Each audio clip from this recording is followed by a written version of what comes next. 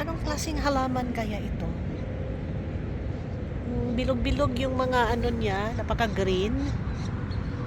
Tapos bilog-bilog. Maliit lang siya guys, hindi lumalaki yung dahon niya. At saka yung duck parang itong kinakain nila eh. I'm not sure kung talagang sinasadya itong tinanim dito dahil siya yung nagka-cover sa ano eh, lupa eh. Yan.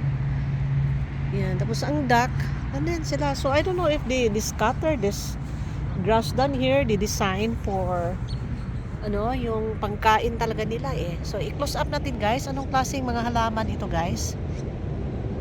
Yan. Ganyan lang siya, hindi yung lumalaki talaga.